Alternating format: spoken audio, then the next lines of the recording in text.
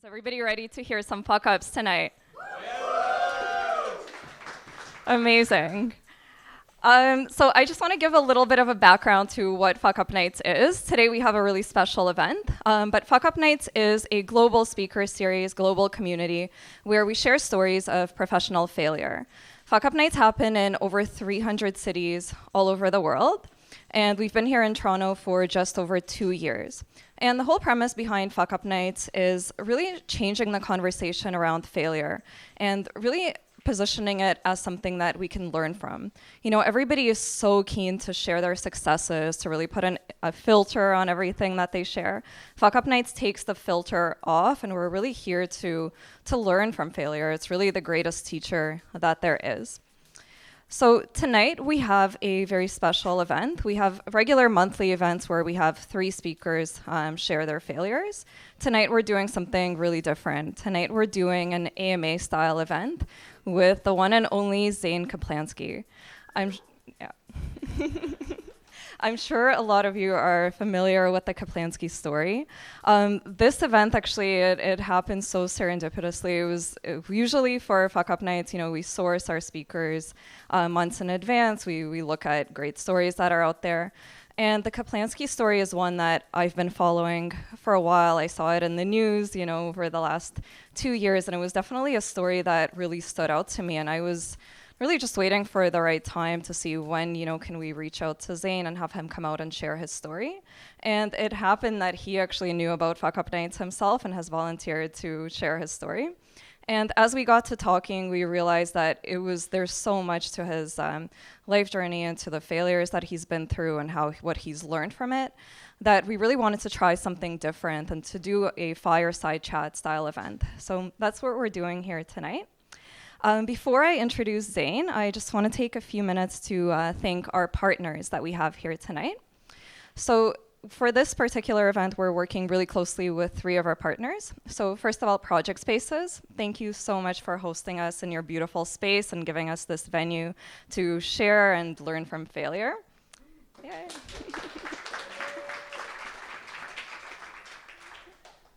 Hop City Brewing, thank you so much for getting us loosened up and ready to hear and share some fuck-ups. We love your beer.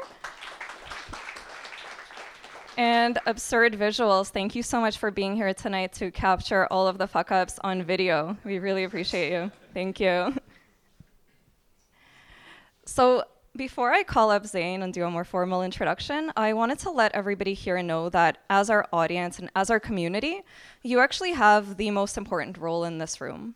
So as Zane and I are going to be doing this interview and going through the numerous failures that he's been through over the last couple of years, I want you guys to realize that it's not easy public speaking, first of all, but public speaking and sharing such an intimate story and really getting vulnerable and like sharing your full entrepreneurial journey, it's not an easy feat at all.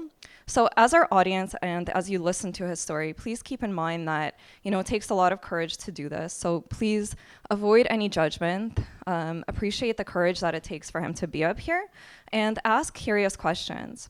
So the way that this evening is going to work, we're going to start off with a moderated fireside conversation. So I'm going to be asking Zane some questions, and we're really going to dive into his story. And then after that, we're going to open it up to all of you here in the audience, and you'll have a chance to ask anything that you'd like, all of your burning questions. If you're not comfortable speaking in public, we also have an option at the back of the room there where we have a wall and some Post-its, and you could write down your question there, and Ian from the team is going to read those out. So 2 different options there. Would love for you guys to start thinking of some questions as we're going through this moderated conversation.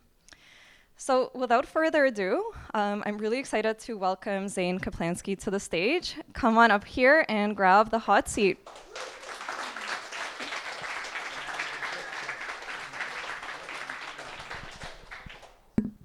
Yeah.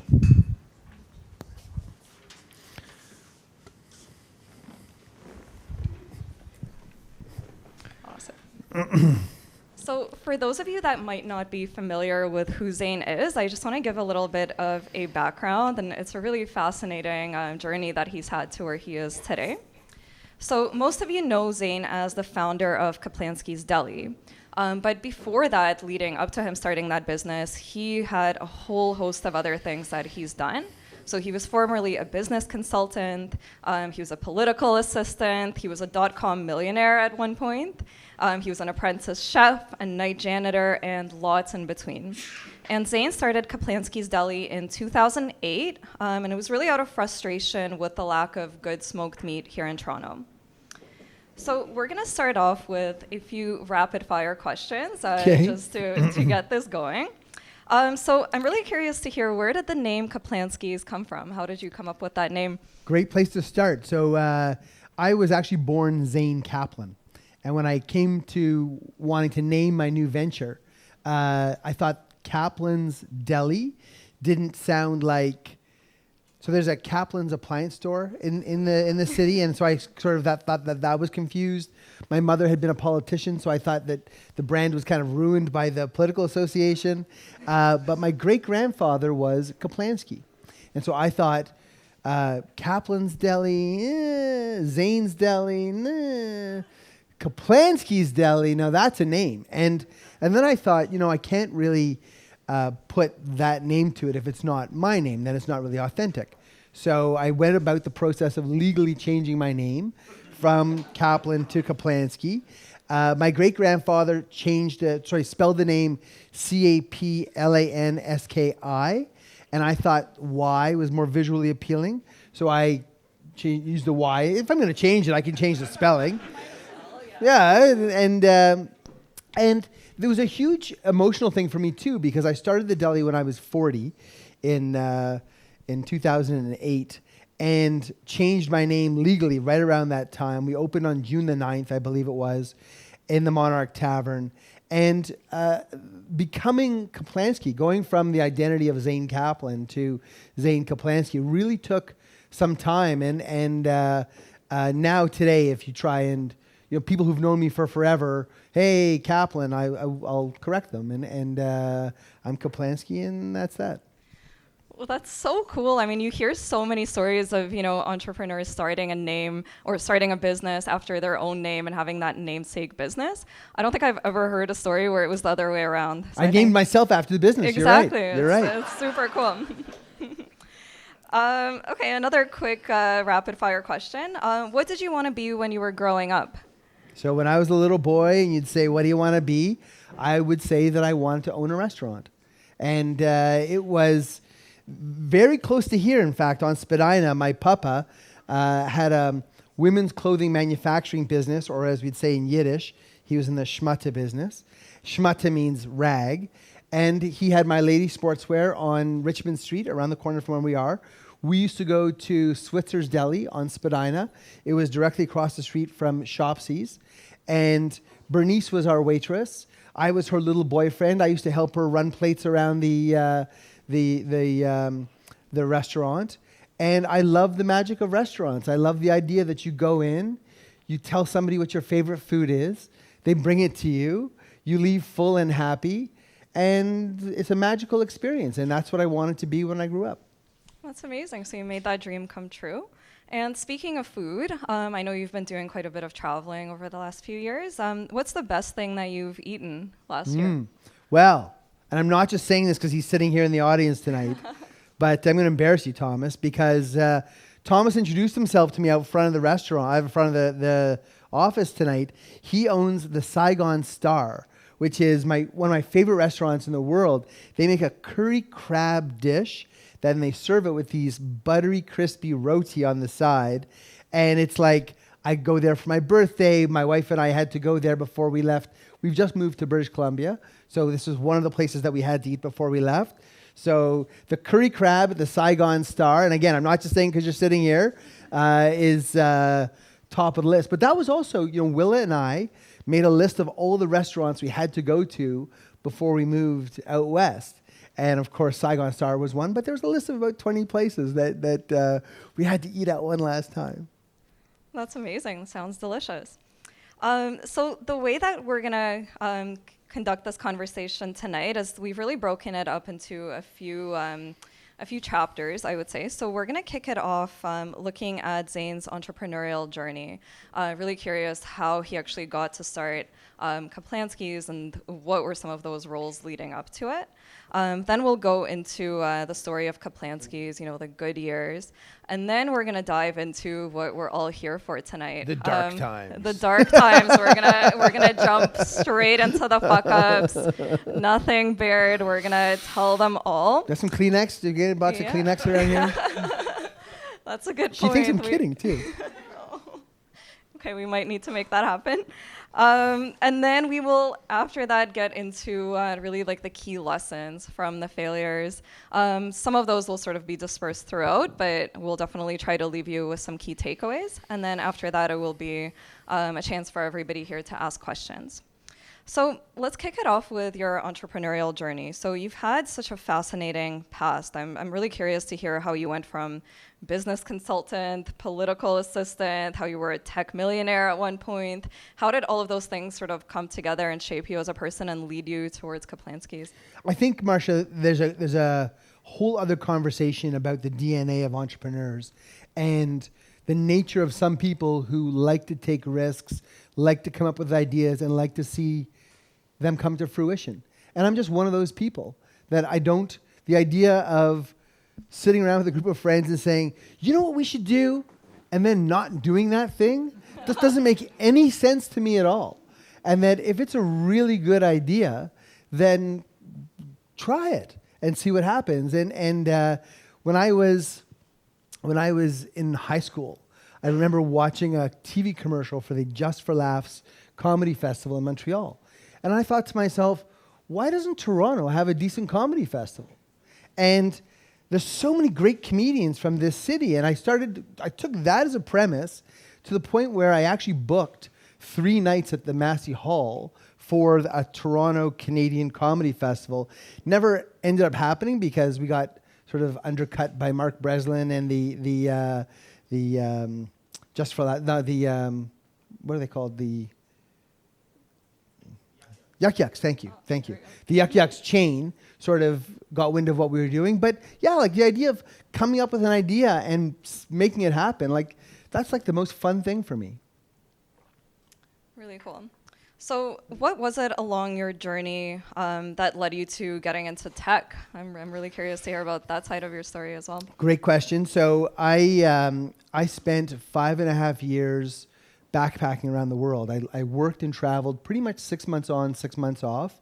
And typically I was working in hospitality. So I left Toronto in 1992. I flew to Thailand.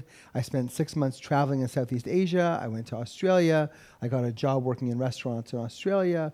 I traveled to New Zealand, back over to Europe. I worked in London for 6 months.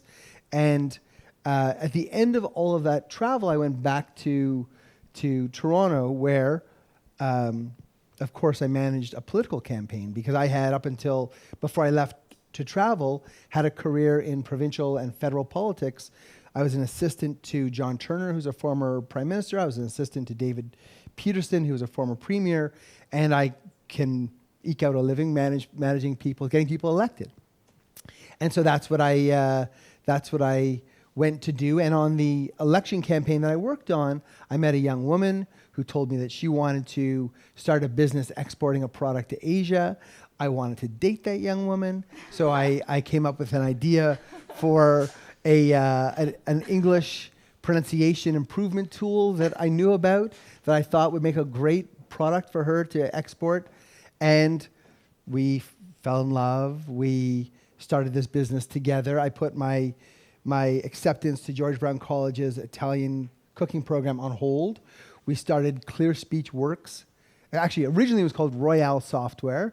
So the two of us, after this campaign, flew down to California, bought a 1974 Oldsmobile Delta 88 Royale convertible. We called it the Royale. We named our company Royale Software.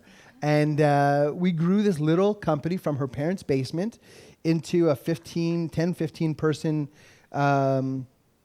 enterprise in the dot-com era. We had people investing with a valuation of $8 million. And then on our honeymoon in 2000, Nortel crashed, and it took the Canadian tech market with it. And we were at a sort of fragile fundraising point in our growth. And I found that nobody wanted to invest in anything .com anymore, whereas they were throwing money at these kinds of businesses. And when the funds dried up, my now wife and I kind of looked at each other and said, "Who are you, and why are we living together?" We lost our whole relationship inside of the business that we started, and that when the business tanked, the relationship had no gas left in the tank to move us forward, and so we got divorced. And so I was married once before for less than a year. It didn't survive the trauma of the bankruptcy of that business, and she went her way and I went my way. And my way was to go back towards culinary and the stuff that those childhood dreams of wanting to open a restaurant. And I picked up a book called What Color is Your Parachute, which was a wonderfully, for somebody who's feeling lost and going through a divorce is an enormously emotionally challenging time. Having the bankruptcy of my .com business, and we went on the full .com headspace ride. I was going to be a billionaire, and I was only disappointed that I wasn't 15 like all those other people who were making all this ridiculous money back in that time. And I was really proud of what we did and what we built. It was a great product, and we took it a great distance. But it was after that, and actually it's apropos of this conversation, Marcia, because I was really down. I was really depressed when we closed the business. Even before we got divorced, I was really, my .com bubble burst and my ego went with it. And I went to a friend of my dad's for a job, and Dan could see how I was feeling. And he said to me, he said, whoa. He said, if you're all tied up or caught up in the idea that you've just humiliated yourself publicly by failing, he said, first, a lot more people smarter than you lost a whole lot more money than you did. So all things considered, you didn't do that bad. And he said, and second, you were in the game. He said, all the rest of us can talk about the .com era and can talk about what happened, but he said, you were there. You were buying and selling. You were making it happen, and that experience that you had is your MBA. That was your moment to learn about yourself and about the way the business works. And he said, I'm willing to bet you that the next time you do this, you're going to make a whole different set of mistakes. And he was right. That's the key. I feel like any business that you go into, it brings its new set of challenges and really unique ways to fuck up, but also to be successful. I think that's really fascinating. I think a lot of people, when they hear your name, they associate you only with the Deli, but you've had such an interesting past that I thought it was really great to really touch on that and see how it shaped you to actually starting Cup Lanskys. So let's jump into that. So you're back in Toronto. You decide that you really want to chase your dream of getting back into the culinary world. What was the inspiration behind Cup Lanskys, and how did you get going with it? It was truly the hunger for a great smoked meat sandwich. And I'm so proud of what I do. I have to tell you that since we closed the restaurant on College Street and the one in Yorkville, I don't have as many opportunities to watch people eat my food like I do tonight. And it fills me with so much joy and pleasure just to stand there and watch people go back for seconds. And that there's no amount of money that can compensate me for the pleasure that I get from doing that. And I think that really is the foundation of why I'm in that business. That in the Deli Man documentary that was done that I was blessed to be a part of, I have jokingly said that I'm half joking when I say that it's mental illness that drives people to this business, because it's such a tough business. My friend Rich Meloff was telling me before we got started that contractors are number one and that restaurants are number two when it comes to the attrition of restaurant businesses and how difficult they are to make succeed. The average restaurant in Canada earns a 3.5% profit margin. In our best year, we did slightly better than that. And our best year is making up for all the other years when we actually lost money. So it's a really, really tough business with really, really tight profit margins.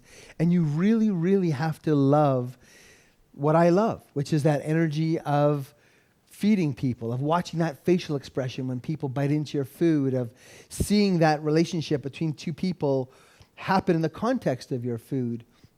All of the ways that people celebrate with me in the restaurant and choose to be part of to choose to make me part of their important, life moments. And, I love to tell the story. When Rich's first child was born, he sent a friend of his to my original location in the Monarch Tavern to buy 2 sandwiches. One for him that he could hold and eat, and the other one that he would hold while he holds his baby. And that his father did the same thing for him when he was born. And when each of his children were born, Rich had one of my sandwiches in his hand. And that was part of his tradition and part of my tradition.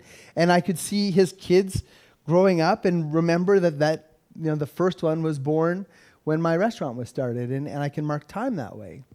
And those moments are if you're just in it for the money, if you're just in it to try and get on TV or all the other things that people think are glamorous about restaurants, I'm in it for those moments. That for me is what really made it incredibly fulfilling. Yeah, I mean, just looking at some of the talks that you've done in the past, your passion is so clear, and I think you're one of those examples of an entrepreneur who really set out to sort of solve his own problem. You were looking for the best smoked meat; it didn't exist, and you created it. So, what were those first steps that you took to actually launch your business? I know there were food trucks, and then you had physical locations. What did you start with, and what did those initial months look like? A lot of people think that we started with the food truck because that's where they first heard of us, and I think that was a product of the Dragon's Den show that I was on with the food truck.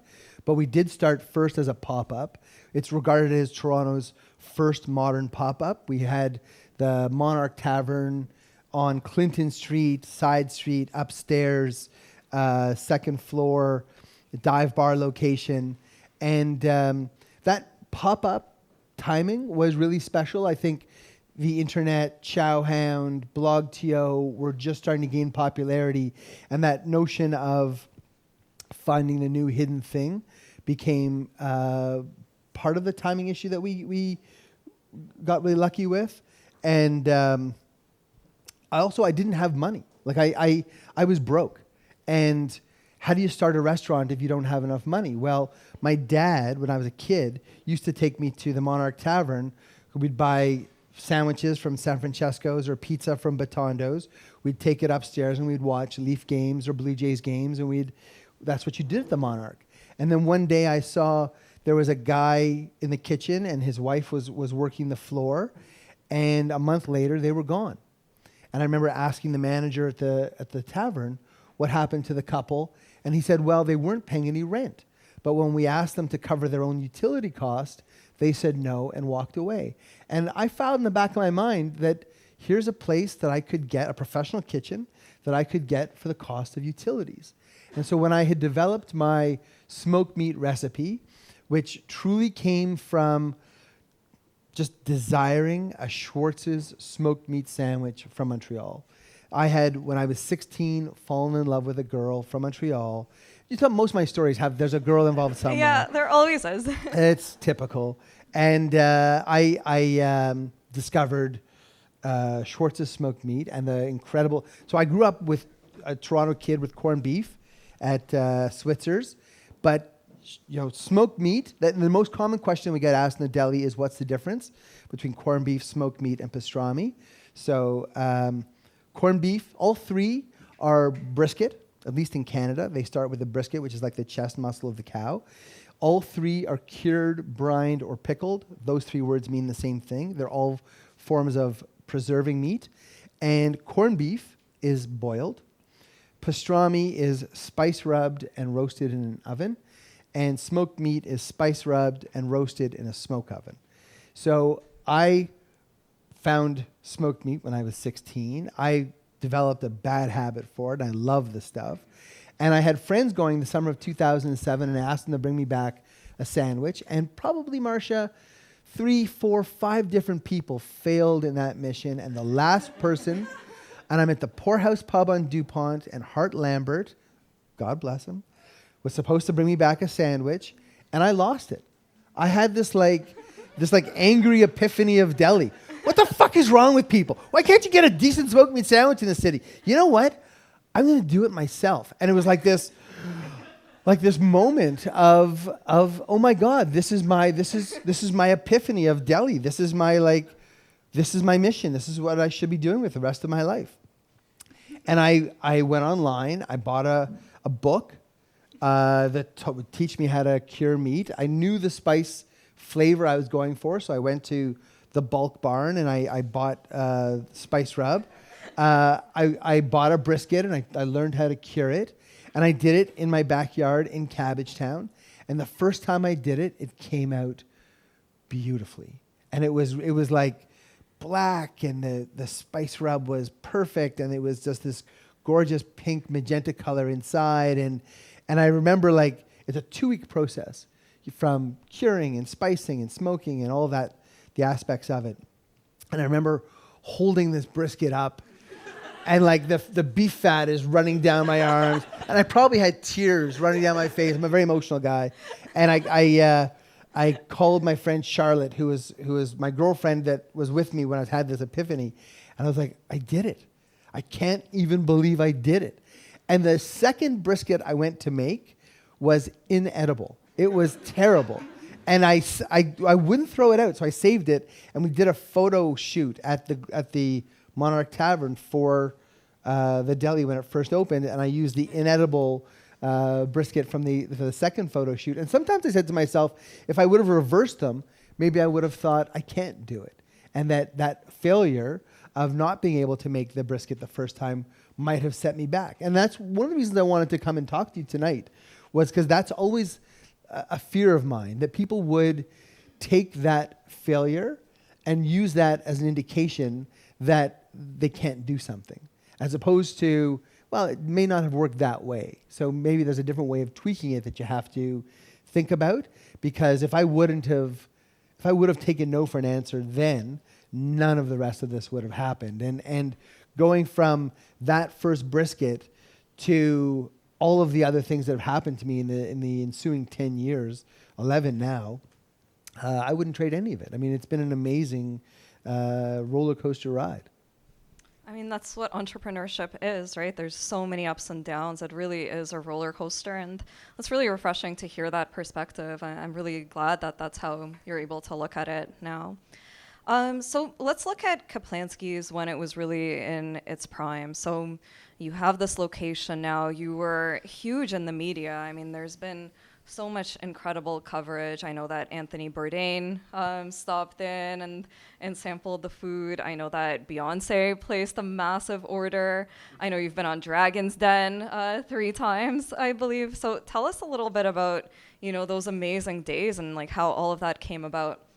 Yeah, that was that all kind of spun out of control on its own with the food truck, and that food truck happened. So we opened on College Street in 2009. The following summer, 2010, I have a cousin who's a concert promoter, and she invited us to bring Caplansky's Deli briskets over to the Toronto Island. She did a show with Pavement and Broken Social Scene, and she did a show with Arcade Fire.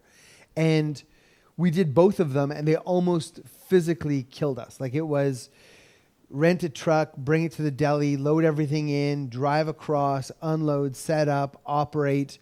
And people were waiting in line for more than an hour to get our food. And there was a team of 12 and 14 of us trying to make this happen.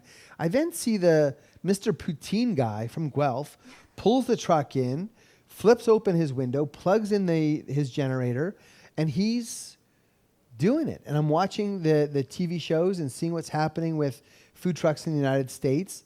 And I see this opportunity for large-scale a deli truck, essentially. And I thought, you know what? That's what I'm going to do. And my friend Gregory said to me, I told him I'm going to have Toronto's first modern food truck.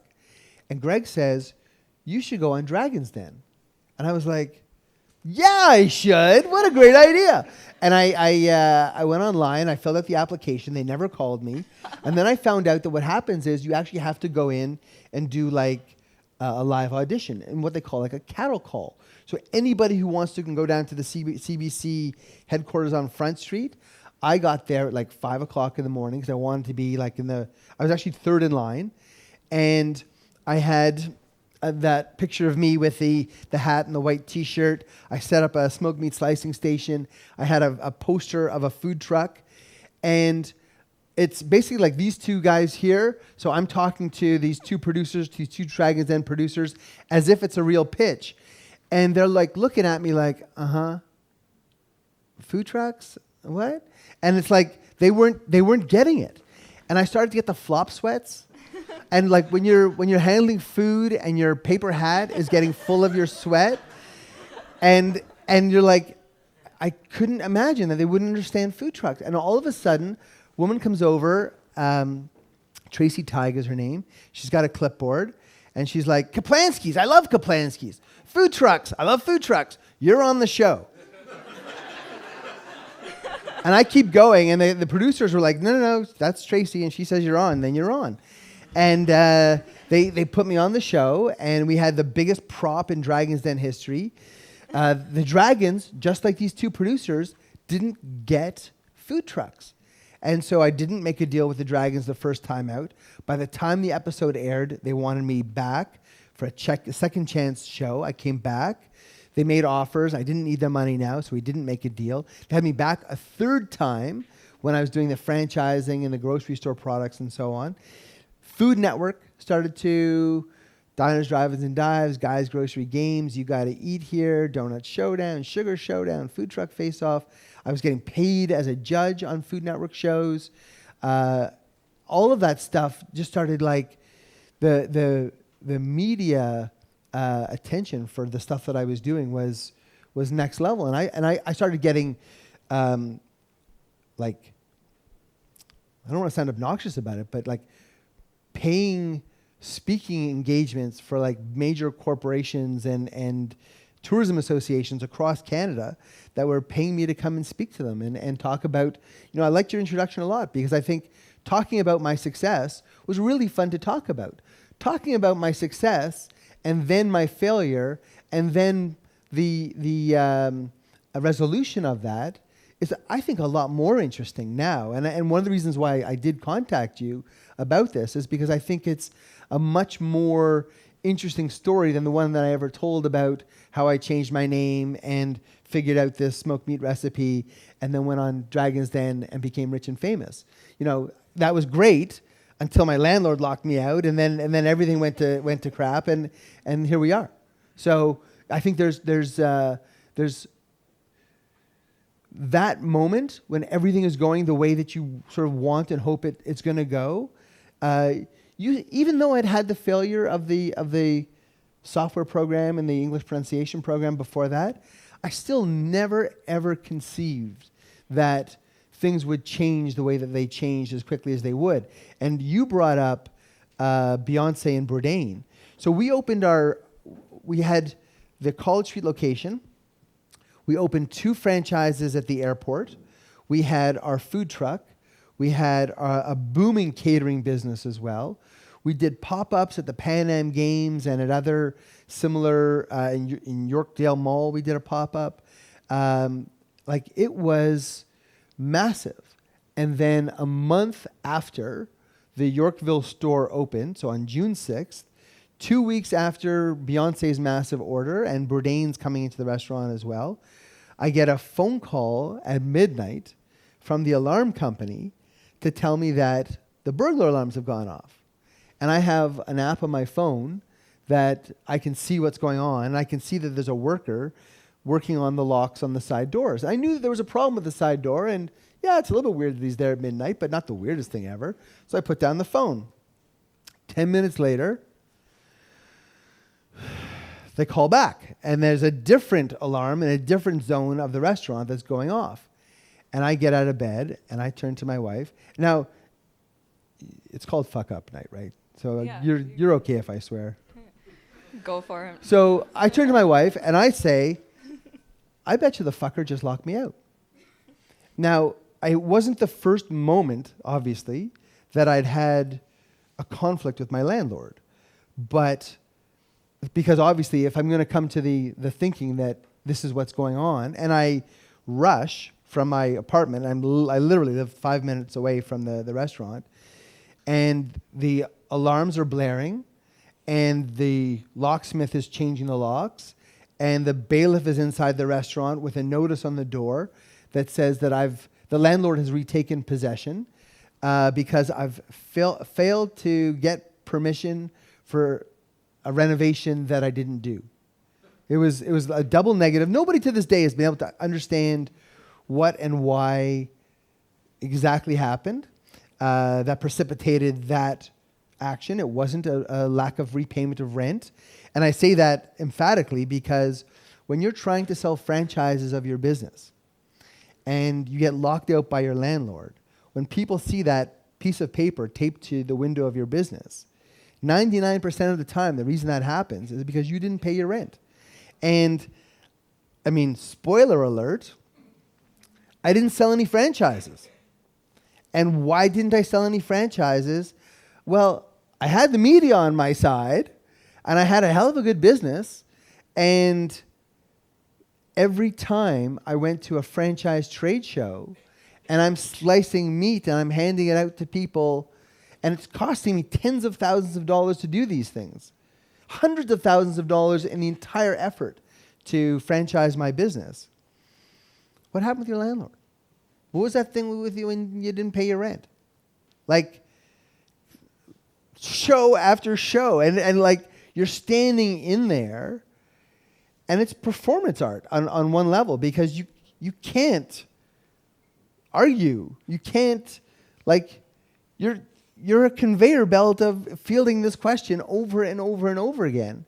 And knowing that I'm burning through cash because I've set up myself now as a franchisor, knowing that people aren't buying franchises, knowing that the operations of the College Street restaurant itself are not optimal because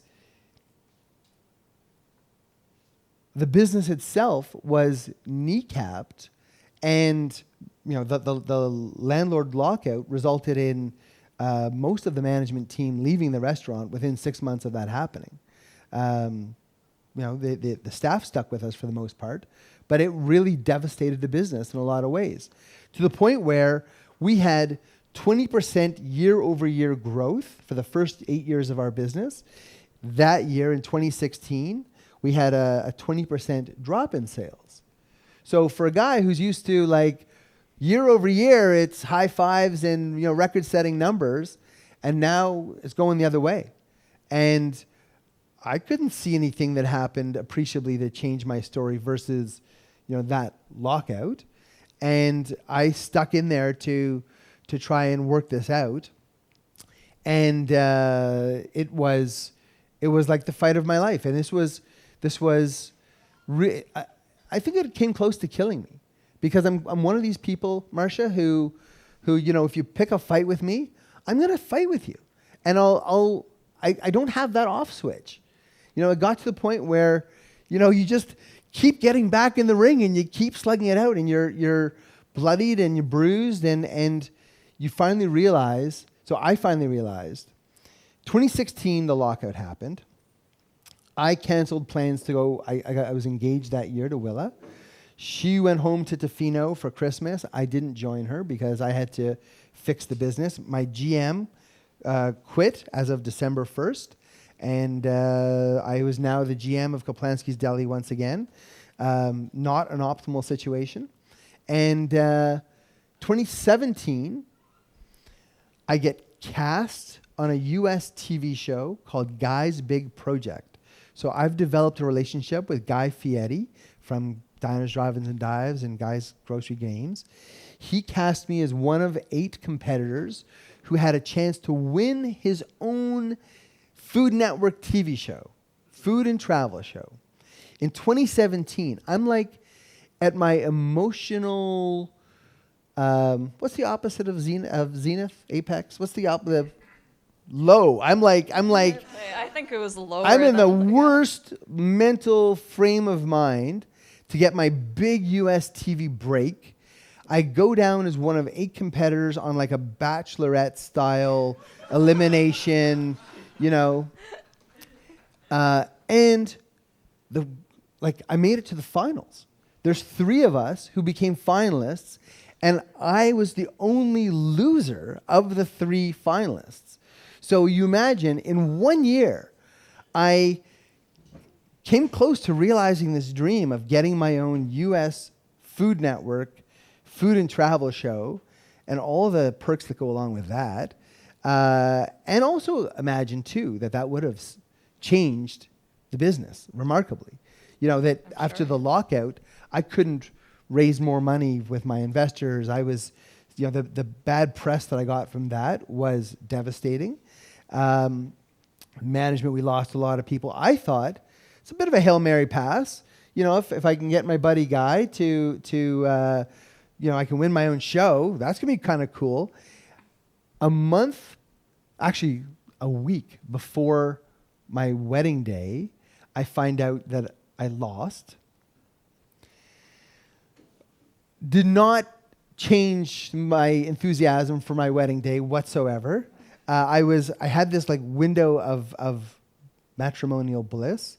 Willa and I went for our honeymoon following the wedding, went to Chicago. Then we went to Newfoundland for our second part of our honeymoon. Got back from Newfoundland to another default letter from my landlord's lawyer that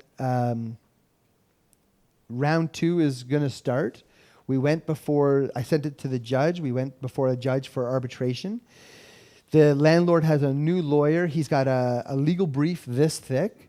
I didn't bring a lawyer because I'd already spent over $100,000 in legal fees to get back into my space the first time. And as I said, this wasn't the beginning of my legal issues. So I'd had legal fees for months before all of this even started, over $100,000. And I'm facing like another $20,000, $30,000 legal bill, and also canceling going back to Tofino for Christmas again as a newly married couple. And I said, fuck this. This is no way to live your life. I had a pinched nerve in the back of my shoulder blade. The pain ran down my arm. The tip of my thumb was numb. This used to wake me up at 3 o'clock in the morning almost every night. The sleeplessness added into the stress. This was only caused by stress. To be locked out by the landlord, to in my eyes, to have done nothing wrong. Not a perfect person, not a perfect tenant by any means, but I certainly didn't deserve to be locked out the way that I was. And to be faced with disappointing my wife and my new family at Christmas time, I said, you know what? I'm going for Christmas. I'm not going to cancel Christmas the second year in a row. Went home to Tofino, and I thought to myself, you know what? This feels so much better than the agony that I was going through on a day-to-day basis and had done for years at that stage. And it was then, in December of 2017, I had a conference call with my investors back in Toronto. They offered me a significant portion of money that would have allowed me to stay in the space for another few months until I would have figured out some other way to keep it going for another few months after that. But the pain that I was in was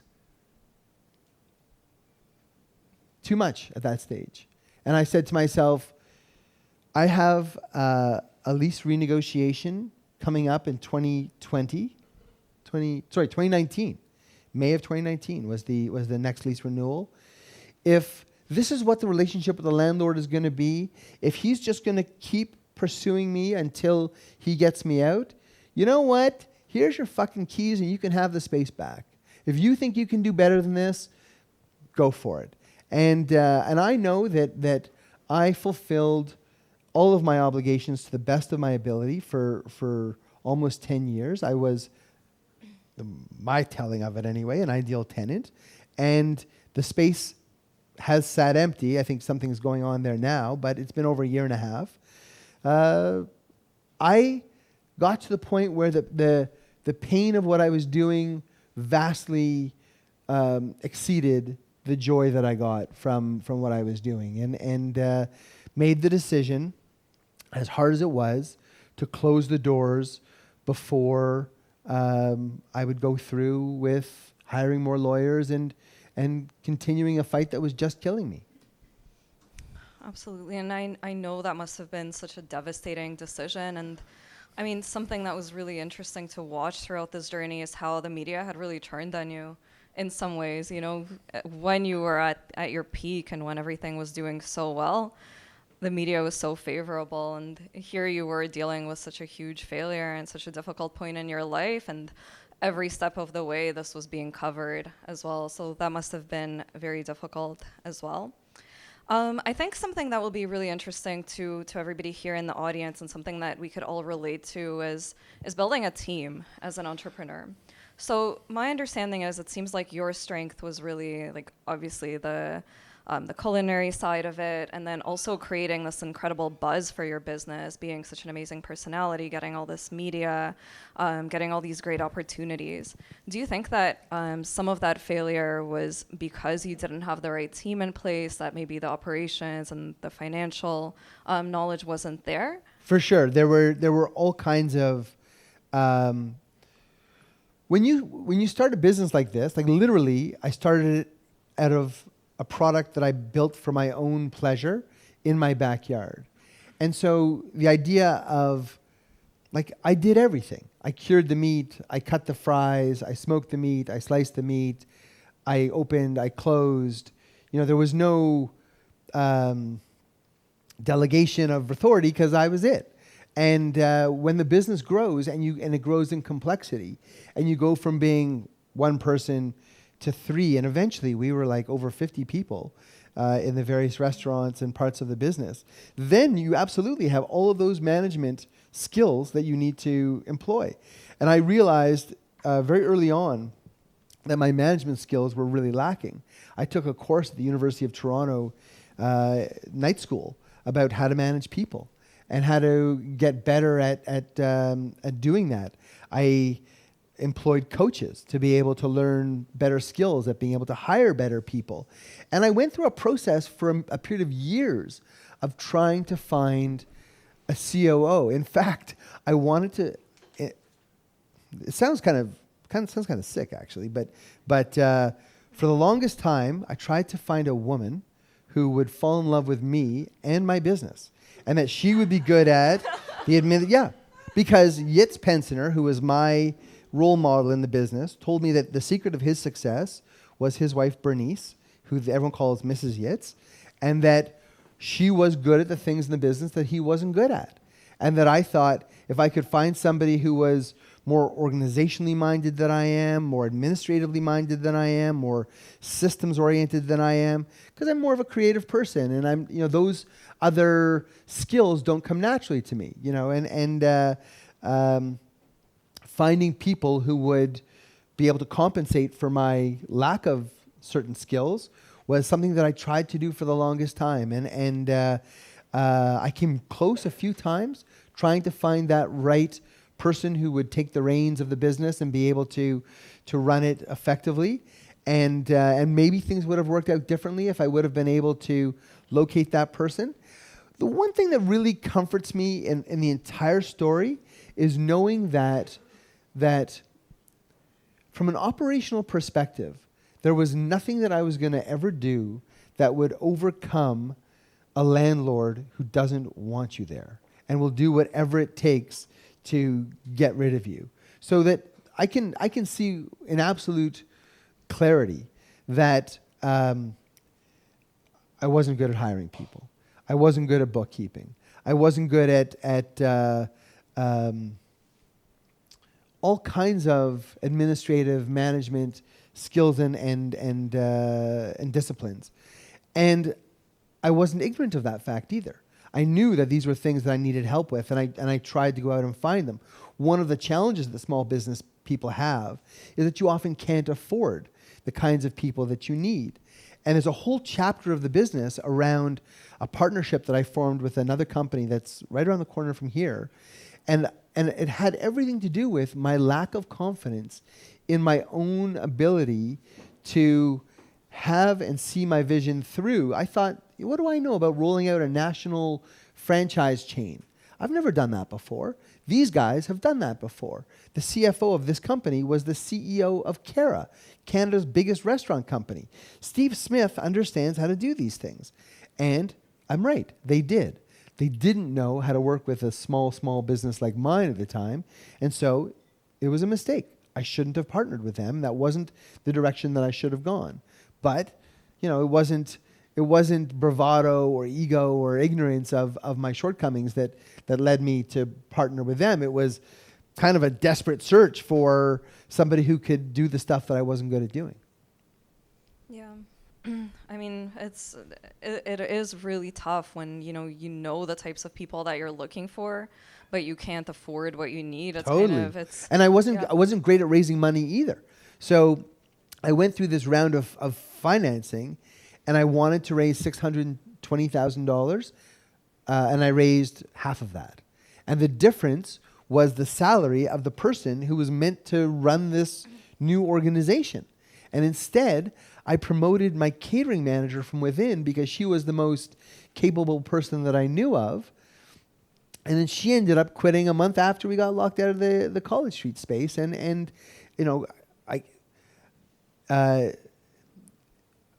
I wanted ideally somebody who would be a partner, somebody who would come in as an equity partner, and they would be the operator to my, like the Spock to my Kirk kind of. That's kind of what I was thinking I was looking for in a COO kind of person.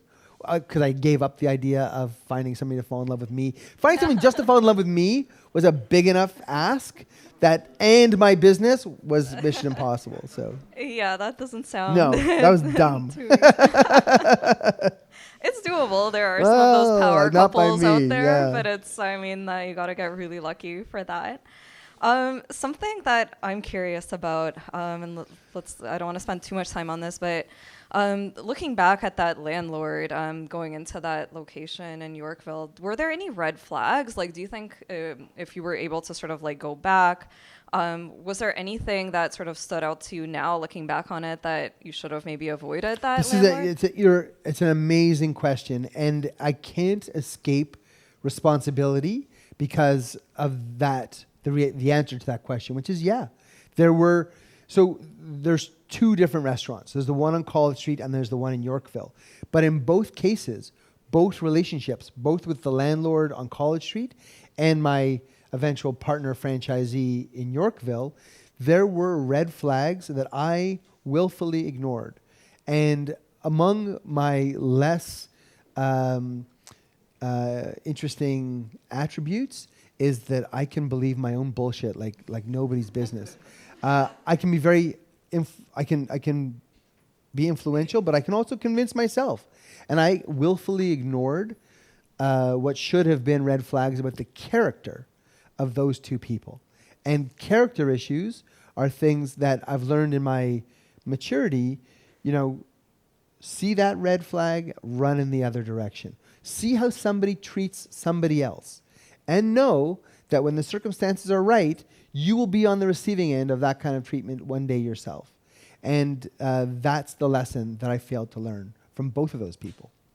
Yeah, I think this is a thing that has come up over and over, through our monthly events. Entrepreneurs from all different walks of life, sometimes you just have that gut feeling that something is off. And a lot of the time as entrepreneurs, we're so determined and we have this vision and we're going to go through with it no matter what. But I think it's such a strong lesson that, if something feels off about a relationship or, business partnership, anything in business, you really have to trust it as well. Because a lot of the time you are right about it. So trusting your instincts. And, I see for myself that as much bravado as I might have and as much confidence as I might have or seem to have, there's a lot of insecurity as well. And not trusting my own instincts, not having appropriate boundaries and insisting that other people respect those. Self-care, self-compassion, taking time to care for my physical and mental health. Since I closed the restaurant, I've lost almost 100 pounds. I feel better than I've felt in a decade. Taking time to exercise, taking time to meditate, taking time to just feel good about myself and go for walks and do things that realize that I deserve to be able to have those experiences, that drive that I have to care for other people, to watch other people enjoy my food. As long as I take care of myself, I can have those experiences. If I don't take good enough care of myself, then I'm no good to anybody. And those are things, important lessons that I've learned as well, that being able to realize that my own quality of life counts. Yeah, I mean, as entrepreneurs, we get so enveloped into the business, and so many times we forget to take care of ourselves. So that's a massive lesson. Another theme that I wanted to really touch upon in terms of the lessons is, you had this massive, dramatic failure.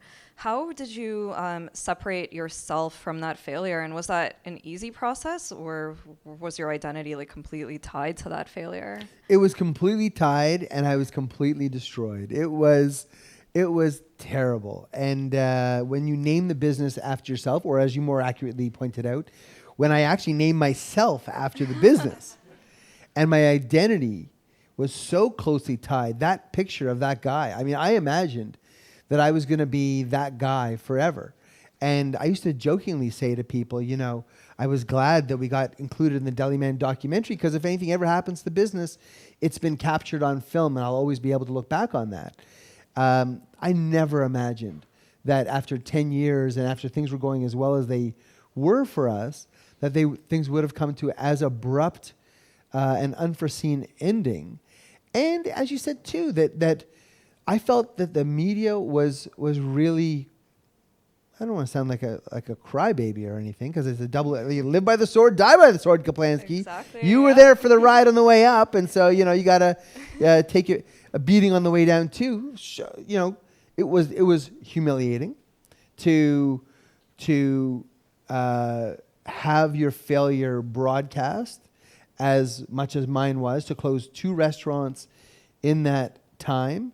I remember somebody saying to me a number of years ago, you're not nobody until somebody hates you. And because I was never comfortable with the idea of haters, and that people would write and say incredibly mean things. The Blog TO posted this Get to Know a Chef series. And I remember when I was interviewed about it, and they said to me, what do you like to do outside of the restaurant? And I said, I like to go to the gym. Because I do. And I went all the time. And then the mean comments, because I was 275 pounds, and people would be like, yeah, if you're going to the gym, you're not doing the right stuff. And that guy doesn't go to the gym. I don't know what gym he goes to, but he just eats cream puffs all day long. But mean things. And I know that there were a lot of people who got a lot of schadenfreude out of my failure. And I know too that I'm prone to depression. I know that when, for me, disappointment is a trigger for depression, and that this was certainly an epic disappointment. I never imagined that I would be the person that would decide to close the doors of the restaurant because I couldn't continue under the pain that I was at. I couldn't in any good conscience take money from my investors and put it into a business knowing that I couldn't see any way that they were ever going to get their money out any longer. That space was fraught. And that the only hope that I would have is to, live to fight another day. And that's kind of where it came to for me. So in the 3-4 months after we closed the restaurant, in January, February, March, April, I didn't want to see anybody.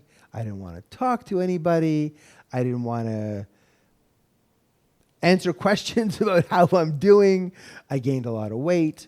I was really in a very awful place. And when Anthony Bourdain committed suicide, so one of the great things that's happened to me is that 4.5 years ago, I got my own radio show. And every Saturday at 11 a.m. on CFRB, AM 1010, now called News Talk 1010, Let's Eat with Zane Caplansky.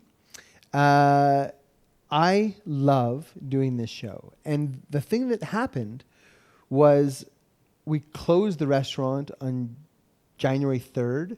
The following Saturday, I went in and I did my show and I did it live. And Willa, my wife, came in and sat next to me.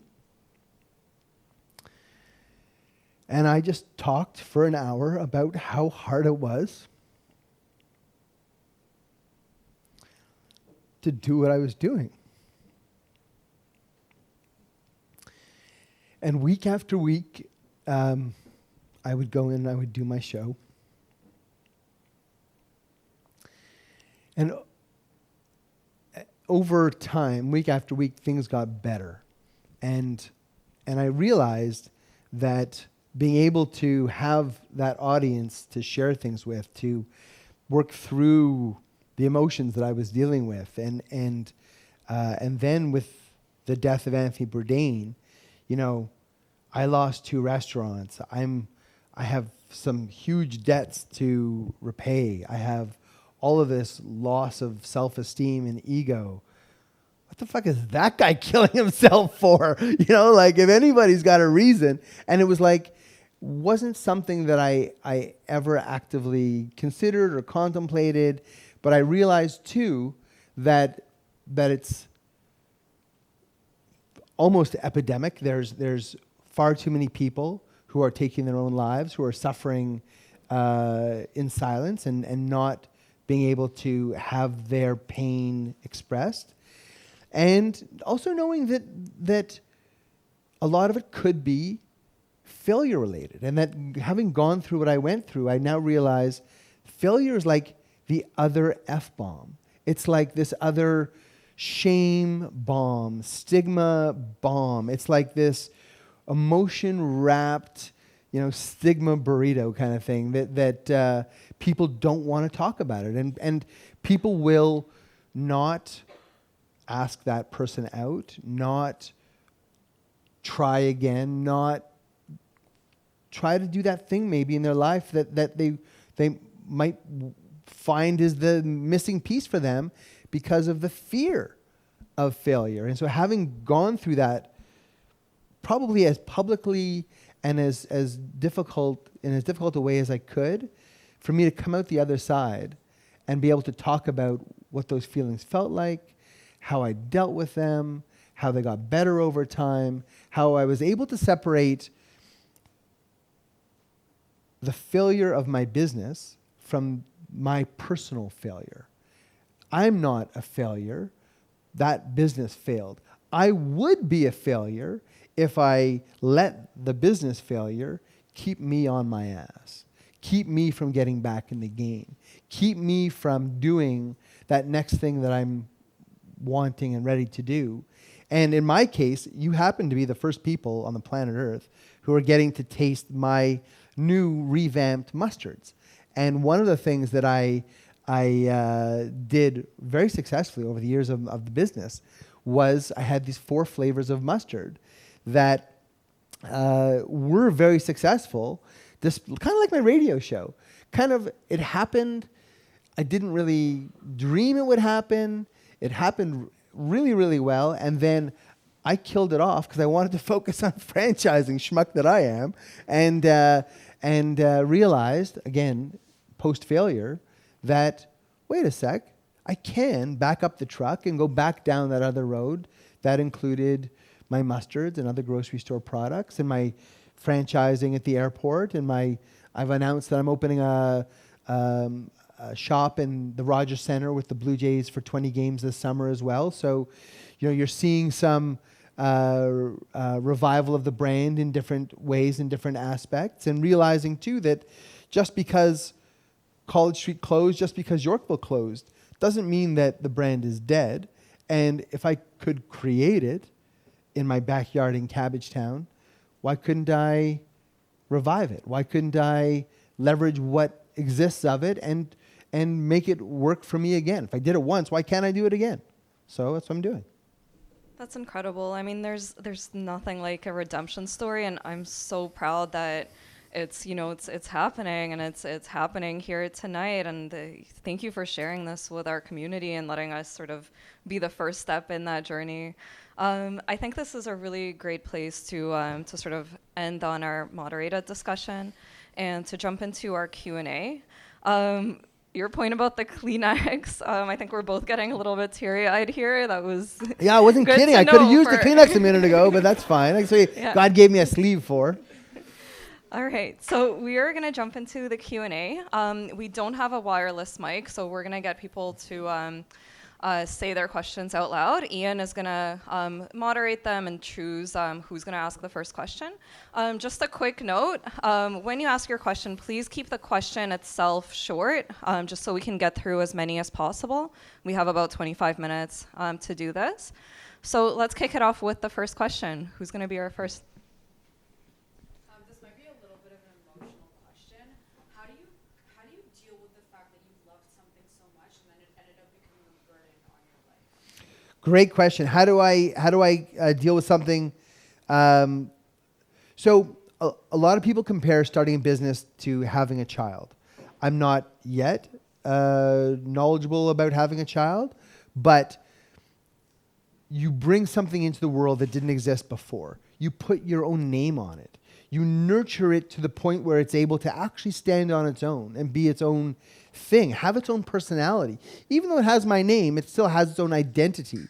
And then to be the person who actually crushes the windpipe of my own baby Deli was part of why it was so hard for me to come through that experience. It was so emotionally, I think that's what the source of this pain was the burden that you were talking about.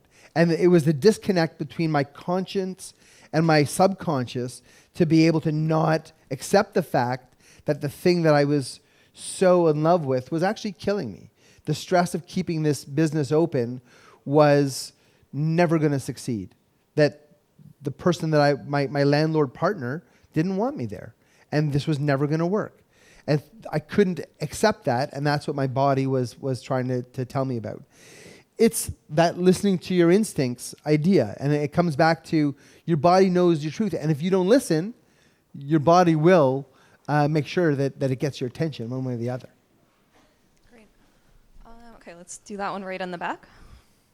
Zane, first, thank you very much for your vulnerability. I respect that a lot. Thank you.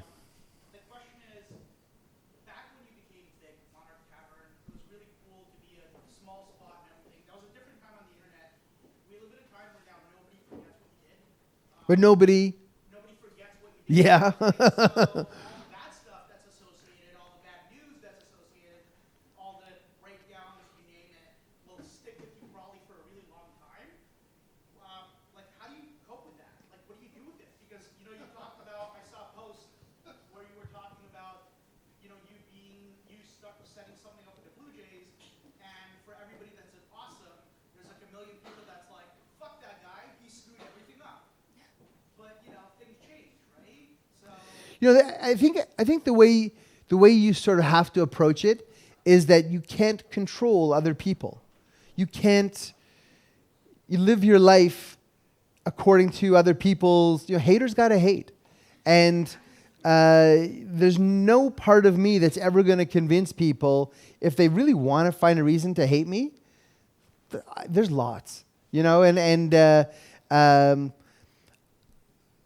can't live my life that way. I can't live my life so completely concerned with what other people think that I lose faith in what I think and trust and care of who I am. And I think I'll admit that in the first year, maybe even 2 years, not 3 years, that I owned the restaurant, I would Google myself because I wanted to see what people were saying about me.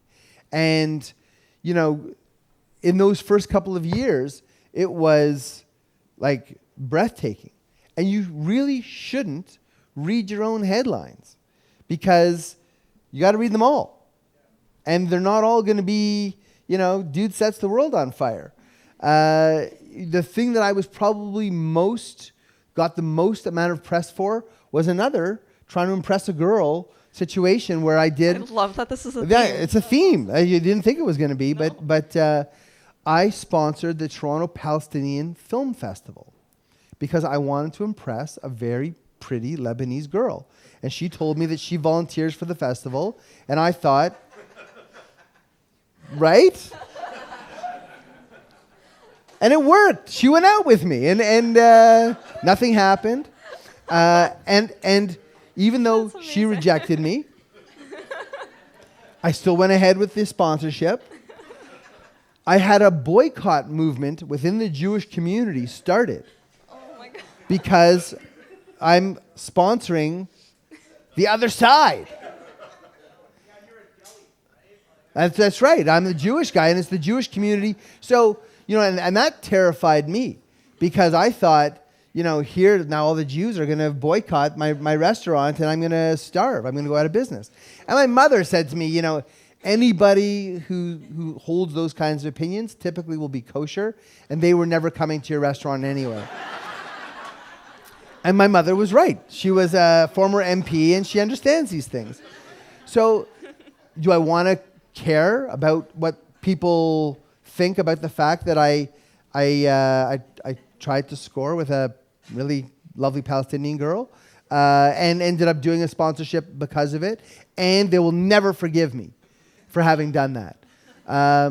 You know, like I said, what really matters to me is I am loved by the most incredible woman I never even dreamed I would meet and marry and fall in love with. And I'm also, when I look in the mirror, I like what I see. And I know, you know, my mother tonight when I left, so Willa and I moved to British Columbia, to her hometown. I'm staying with my parents while I'm here in Toronto. And my mother said to me, I don't know if I tell you often enough how proud I am of you. You know, stuff like that, even to somebody who's 50 years old, counts. And so, you know, the fact that you've all come out tonight to listen to my story, the fact that I get lots and lots of love from people, I accept the fact that it's not universal, that there's lots of people who feel otherwise and they're entitled to their feelings. And, you know, there's an old Jewish parable. And I usually tell it like this. My uncle Shlomo was a sailor. And he sailed this big, beautiful craft, and he shipwrecked on an island. And out of the wreckage of his boat, he built a nice little cabin for himself and 2 synagogues. One that he prayed in every Saturday. The other one he would never step foot into. Which is kind of the way it is. Like for people in that community, in my Jewish community, they will love you, and some people will hate you. And some people, you are the smoke meat messiah, and to other people, you serve dreck, and you shouldn't even be allowed to open your doors. I wouldn't get out of bed in the morning if I listened to those people tell me how awful I am, and nor should I believe them. Because while, you know, I certainly have had bad days when my food wasn't as good as I wanted it to be, and I know that I have disappointed people and messed up their orders, I'm no better or worse than anybody else. I'm a good person. I'm trying my best, you know, and at the end of the day, that's how I deal with the bad press. Great answer. Or as Robin Williams would say, fuck them if they can't take a joke. Okay, so I'm going to do my best to kind of go in the order that I saw the hands go up. So we're going to take the question there, and then after that, I want to give some attention to our AMA wall. So I'll get Ian to pick a question from there in the meantime. But let's start with your question there in the back. Thanks for doing this. My question is, what would upgraded, 2019 Zane, how would he be different walking in today to talk to the landlords that he might be going into a relationship with? Great question. So the question is, how would I deal with a landlord differently today? So the truth is, I signed 3 commercial leases in the 10 years that I ran College Street. I wasn't a signatory to the Yorkville lease, thank God. And all 3 commercial leases that I signed went bad. What I learned was that the commercial landlord-tenant relationship is heavily weighted in favor of the landlord, whereas the residential landlord-tenant relationship is heavily weighted in favor of the tenant. Consequently, I have no desire to sign another commercial lease. I have been thrice bitten. Certainly, once bitten, twice shy. Well, I've been bitten more than once now, and I truly don't. I don't want to sign another lease. Once you sign that lease, they've got you, and they know they've got you. This was the leverage position that my landlord on College Street had. What's he going to do? Close the restaurant? He's got you. He's got you with the lease that you signed 9 years ago before you were a successful restaurateur. And I got one of my investors to vet the lease for me, and he didn't do a great job of it. So, if I was going to sign a better lease, I would pay a better lawyer to help me negotiate that lease. But and it may change at some point in the future, but I have no desire to sign another commercial lease. That's it. There's an old saying in real estate and in retail that you should always own your own building, and that's why. And there's also, the Uber sharing economy, the mobile economy. I had a guy on my radio show this weekend who has a mobile pizza kiosk that he's not signing any commercial leases. He's using other people's spaces, and there's ways of businesses like this one, co-working spaces that have a similar business model. It's what I did at the Monarch. When I was at the Monarch Tavern, I was essentially using somebody else's commercial space. There are ways of doing this that don't include me signing a 20-year agreement to pay somebody rent. Yeah, great answer. So I'm just going to say, I think I fucked up a little bit tonight, and that in my timing of this event, this is our first time doing an AMA, and we're definitely a few minutes behind schedule, but I think we were getting such great questions, so I want to keep going with this. So let's take the question from the wall that Ian chose. There were a lot of terrible ones that I wrote. That most wrote all. If you didn't have to worry about money, what would you do with your time? If I didn't have to worry about money, what would I do with my time? So I've started teaching part-time at Centennial College, and I really, really, really enjoy that. I teach in the culinary tourism and food media programs. They're for people who already have a degree that they study intensively 3 days in a row, and then the next week 3 days in a row, so it's like 42 hours per course. I would probably do that even if they weren't paying me, just because I enjoy it as much as I do. I love giving people advice. So, I love going out for meals. I think I would do that even if I wasn't if money was no object. I'd spend all my time just telling people how I lost all this weight and eating in restaurants all the time. Love it. Okay, Katie. I found it really refreshing that you talked about self-care and how you kind of took care of yourself after the big hookup. And typically, in the entrepreneurial space, I think self-care is definitely viewed as something that's for women or for women to do. And particularly kind of coming from a hospitality background, head chef or GM is the alpha male. So what kind of advice would you give to men in the entrepreneurial space to take care of themselves and be able to sustain themselves? Great question, and I remember. I was struck by the fact that self-compassion and self-care are regarded as more dominated by women. Also, the weight loss program that I'm in is like 99 women for every guy for some reason too. I'm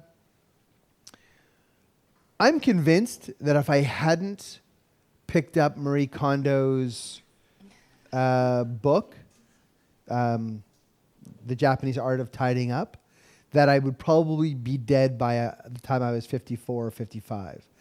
That book started with the premise, as most people know, I think at this point, that does this thing bring you joy? Does it spark joy? That her ultimate test is. And in order to get to that test, you have to accept the fact that you deserve joy in your life. Which that, for me, was the big breakthrough moment. Was the idea that waking up at 3 o'clock every morning with pain in my shoulder, not being able to sleep, being morbidly obese, having sleep apnea, having all of the stress that I was under in the restaurant, not being able to lose weight through exercise or any other means for any sustained period of time, inability to, in any healthy way, deal with my stress, I'm pretty sure I would have been dead by the time I was 40, 54, 55. And accepting the fact that I deserve to have joy in my life, that I deserve to have things that give me joy, that the city I live in, the apartment I live in, the person I'm with, my friends, my family, that if you don't speak to me nicely, if you don't treat me with respect, well, I've gotten rid of most of the other stuff in my life, and I'll do that with relationships as well. And so setting those standards for myself, and again, having those boundaries was super critical. So that would be my advice to other guys, is find and experience joy and get back to that. Because I spent all of these years backpacking around the world. I knew back then what joy felt like. I knew what it felt like to follow my dreams. And I knew that somewhere around 2015, 2016, 2017, that stopped happening for me. And that I was not happy at all. And that I was internalizing a lot of that stress, a lot of that anger, a lot of that self-loathing in a lot of ways too. That I was working so incredibly hard and feeling so incredibly frustrated because of my inability to get things back on track the way I wanted them to be. And going for walks, going for vacations. Willa took me to Iceland for my 50th birthday. That was a big breakthrough. Marie Kondo, there's another book called The Way of Transitions, which also was transformative for me. William Bridges was the author. Highly recommend that book. And Headspace, is that the pink, the little orange dot app? Yeah. The meditation one. So we use that a lot too. Great, meditation's amazing. Very cool. Okay, so we'll do 2 more questions, and then after that, we'll have some more time for networking, and I'm sure Zane will stick around, and you guys can ask in person as well. So I saw you had one. Are you surprised that there's not another Lanskys in Toronto? Like, I mean, you always hear about the restaurants, throw Italian, whatnot, but like the Deli, there's not.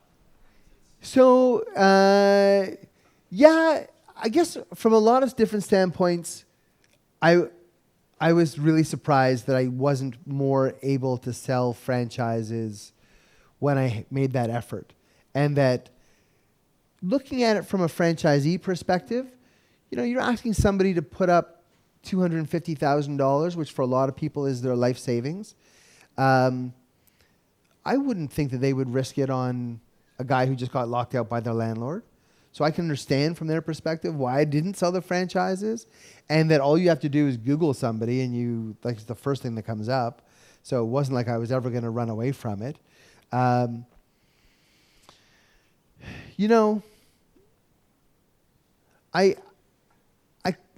have to say that I've never been happier than I am right now.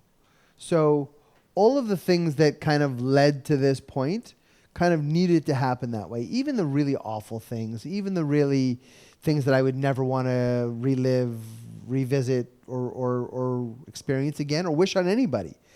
But yeah, to answer your question, I was surprised that it didn't take off earlier and happen better than I had expected to.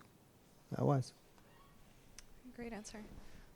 Okay, last question. On a lighter note, what was your favorite meal or order from Lanskys, and what is your death row meal? Perfect last So question. yeah, I love it. so that's like choosing among your children. What's my favorite menu item? I mean, truthfully, you know, the smoked meat was always the signature item. I secretly loved my pickled tongue, probably the best among all of the meats that I served. I'm also hardwired towards the grilled salami because that's just something that I grew up with my entire life. Was whenever we'd cook in the house, the barbecue would get turned on, salami would always go on first. And death row meal. So I'm not going to give the Saigon Star another shout out, but that would definitely be up there. There's actually a trio of restaurants in the city that that we tend to go to. There's King's Taco on St. Clair. There's the Greek Grill at Pape and O'Connor. And there's the Moti Mahal, which is an Indian restaurant in Gerrard Street East. And so I would probably want a 3-course death row meal, one from each of those 3 places. And you know, it's my psychology around eating has changed quite a bit since I started losing weight. And I don't feel the sense of urgency with food that I once did. So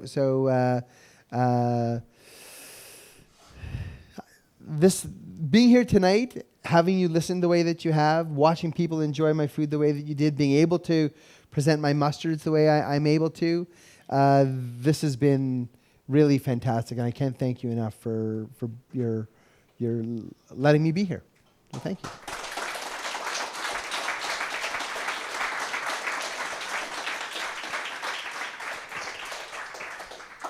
Thank you so much, Zane. I think you were absolutely the perfect first guest that we could have asked for our first AMA. Really appreciate you sharing your story, and I really hope that all of you here tonight got your questions answered, and you're walking away from here tonight really looking at failure in a different way. With Fuckup Nights, we really are passionate about the concept of failing mindfully. You know, a lot of us here, I'm sure, work in tech or have startups, and we're used to hearing this term, fail fast. With Fuckup Nights, we're all about failing mindfully, you know, really taking the time to absorb those lessons, think through them, and realizing that we as people and fellow entrepreneurs and professionals, we have a responsibility to share our failures and really to help other people who are potentially going through something similar. So Zane, thank you so much for sharing your story. So that takes us to the end of our Q&A and our fireside. Zane, thank you so much again. Pleasure. Thanks for listening. Thank you so much. So just a few really quick things before we wrap up for the night. So I just wanted to say another thank you to our partners. So Hop City, thank you for the amazing beer. Project Spaces, thank you for having us in your space. And Absurd Visuals, thank you for capturing everything on video tonight so we could rewatch this.